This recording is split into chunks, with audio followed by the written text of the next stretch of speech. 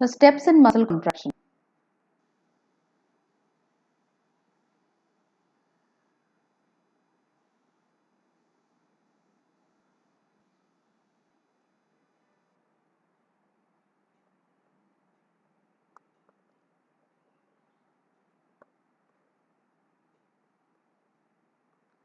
Muscles contract by means of sliding filament theory.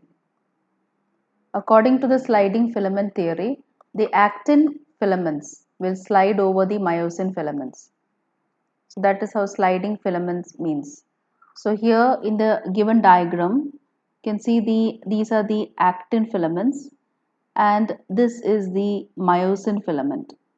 So when the actin filaments, they slide over the myosin filaments. This is another actin. These two are actin filaments. The actin filaments, when they slide over the myosin filaments, that is how the contraction happens. Now, it is initiated by the central nervous system. When the muscles are about to contract, the central nervous system, they will send the impulses or the messages through the motor nerves.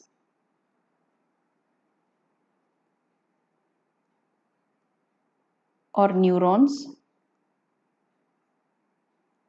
They bring the electrical impulses towards the muscle fibers. Now these are the muscle fibers. Now the electrical impulses, once it reaches the neuromuscular junction. Neuromuscular junction means the gap between the nerve ending as well as the muscle. That is called neuromuscular junction.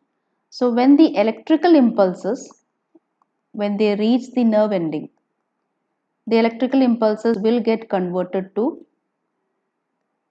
chemical impulses, which are called as neurotransmitters. One kind of neurotransmitter example is acetylcholine.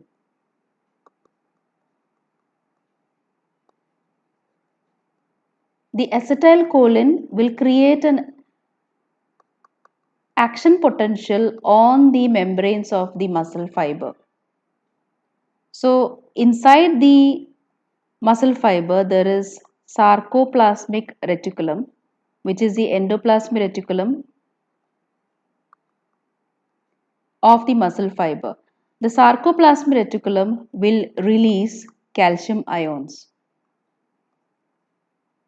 And when the calcium ions are released, this calcium ions will go towards the troponin protein,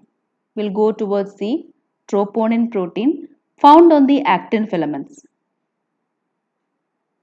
The troponin protein actually was masking the binding site for myosin.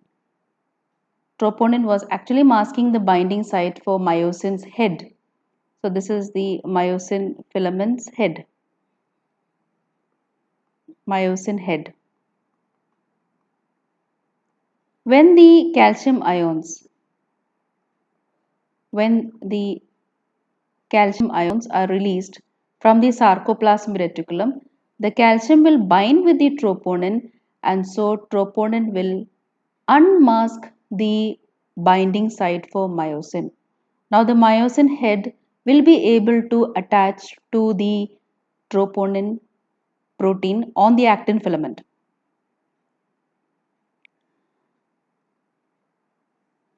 Now the myosin head has got ATP binding site. Myosin head also has got the actin filament binding site.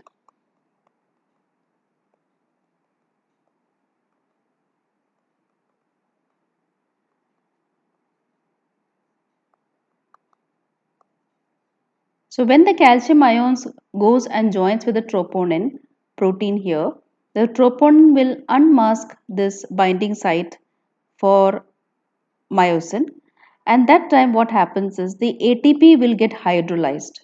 The ATP will get hydrolyzed to form ADP and inorganic phosphate. The energy that is released out of this hydrolysis what energy is released will be used for the binding of myosin head to the actin filament. So that's how the myosin head binds to the actin filament. The myosin head here, they will bind to the actin filament. When the myosin head forms binding with the actin filament, then the structure is called as cross bridge. So here the myosin head has bounded with the actin filament by the process of ATP hydrolysis. ATP hydrolysis to form ADP and inorganic phosphate. With that energy, the cross bridge has formed. Next is when the muscles relax. So this cross bridge will actually be pulling the actin filaments forward. Actin filaments forward, and that's how the muscle contraction take place. Now for the relaxation step, for that step what happens is the ATP will again come and bind. The ATP will again come and bind with the head of the myosin, and then the calcium ions will get back to the sarcoplasmic reticulum. The calcium ions will get back to the sarcoplasmic reticulum.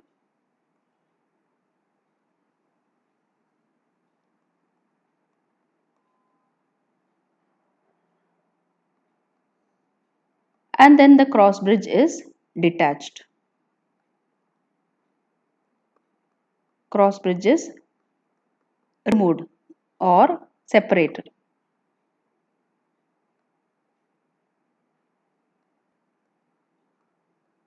Is separated from the actin filaments. So that is a relaxed state of the muscles. So these are the steps in muscle contraction. It can be briefly called as sliding filament theory, where the actin filament slides over the myosin filaments. Central nervous system sends the message to the muscles through the motor neurons,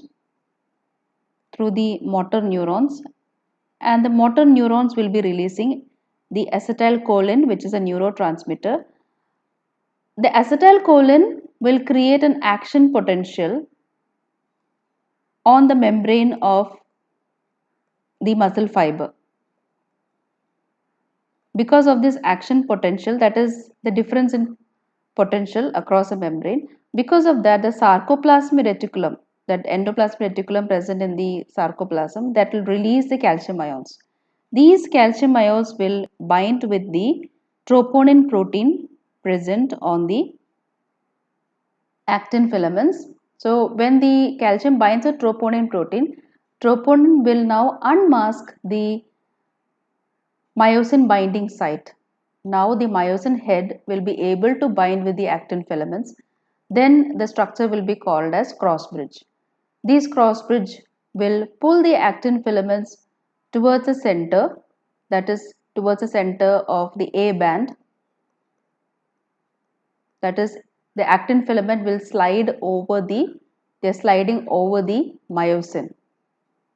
They slide over the myosin, and then the, if the calcium goes back to the sarcoplasmic reticulum, then the ATP, so this cross bridge formation is because of the hydrolysis of ATP into ADP and inorganic phosphate. That energy is used for the formation of cross bridge. Now when the calcium ions goes back to the sarcoplasmic reticulum, the cross bridge will get separated from the actin filament, and ATP will come and bind again onto the myosin head. So this is how muscle contraction takes place.